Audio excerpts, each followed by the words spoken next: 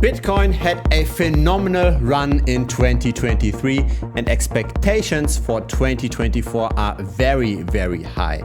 Now we are somewhat slowing down. In the last weeks, Bitcoin hasn't gained much. Now the question is, will those high expectations potentially backfire? Bitcoin went up by 154% in the last year. And this is the current consolidation.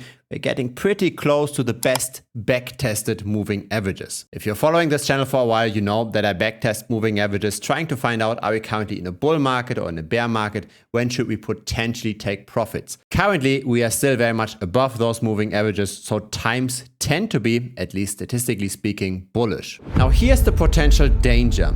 If, because of that rally, a lot of new entrants have entered crypto, and those people entered because they've seen the price appreciation and they expect very fast continued price appreciation, those people might get disappointed and they might be selling off. Why does Bitcoin move in those massive cycles in the first place? Why does it sometimes make those 80% crashes repeatedly just in order to then recover again and make a multiple X return?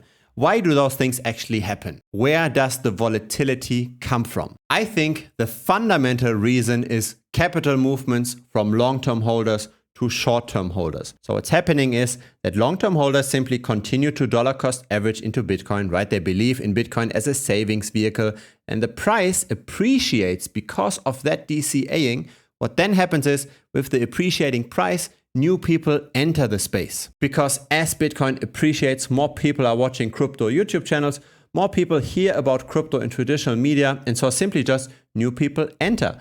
Now those new people might not have as strong of a conviction in Bitcoin. They simply just buy it because it's the new trendy thing. But once it stops being that new trendy thing, they are going to sell. So new holders tend to be weaker. They get shaken out of the market very quickly just with a little bit of volatility. So it's very important to track how much of all of Bitcoin is actually been held by long-term holders versus short-term holders. And that's what we're going to look at in this video. The chart behind me is the supply adjusted coin days destroyed. So in black, we see the Bitcoin price, a very long-term chart, right? Starting in 2010. And that price goes all the way to the end of 2023. And in orange, we've got the supply adjusted coin days destroyed. This tends to peak whenever the price tends to peak as well. Not always. There was a peak here when the price was depressed, but usually it tends to spike up whenever the rally for Bitcoin, the price rally for Bitcoin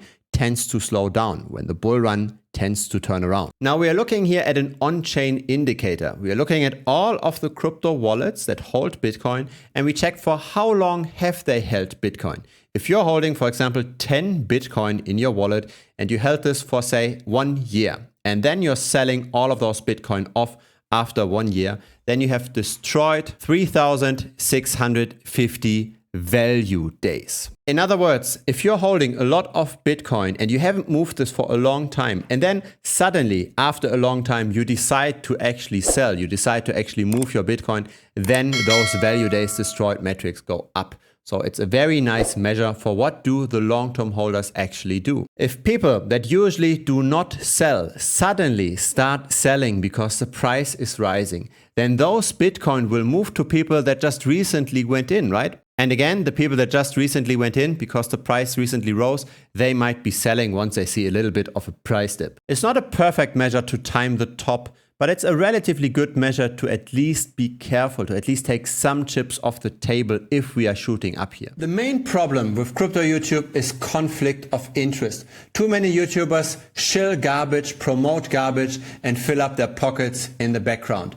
Not this channel. Instead, there's simply the offer where I share my skills, my perspectives to you, and where I also share direct access to me, where you can ask me any questions. Feel free to check it out. The premium membership link is down below. And currently, we are not very high just yet. We had been very high when Bitcoin was at around 35K. We went then further up to 60 and 69K, but still, a lot of the rally had already happened from 3.5K to those 35. Then things tended to slow down. Right now, some people are taking profit, but it's nowhere near to where we have seen the price tops in the past. Now, how much does this theory actually hold, that those cycles get generated by the long-term holders? And why should Bitcoin actually long-term appreciate? Why should those bear market lows be always higher than the prior bear market lows? And why should it always create new all-time highs? Of course, we've got somewhat limited supply in Bitcoin, but the main thing here is that Bitcoin gets held by more and more people. Bitcoin adoption is spreading over time very, very constantly. This is the number of wallets that hold at least one Bitcoin, and this is growing constantly. This is the people that simply just allocate to Bitcoin, and this number rarely goes down. It only goes down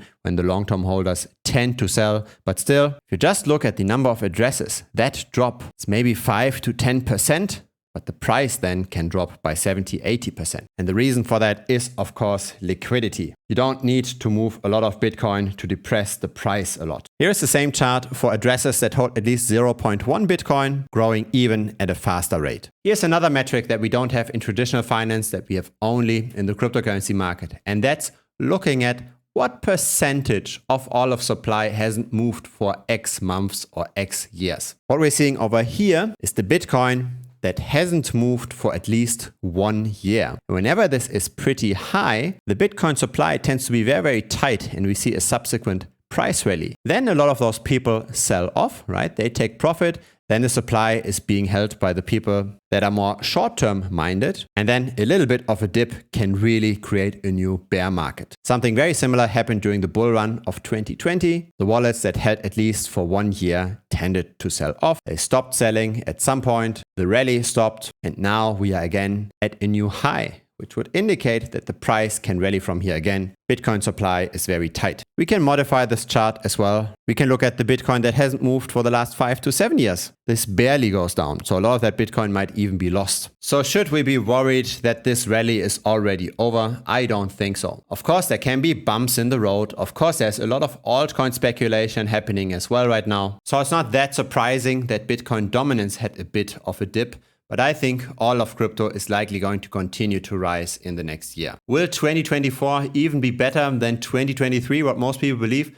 I'm not sure. But when it comes to Bitcoin, it really doesn't matter that much. We simply need to have a long time horizon, similar to investing into stocks or into property. Bitcoin is something to be held over many years. If it's your first time here, feel free to subscribe. I publish videos regularly. A like would be very much appreciated as well. It helps the channel grow. There's also a free Telegram. Link is down below.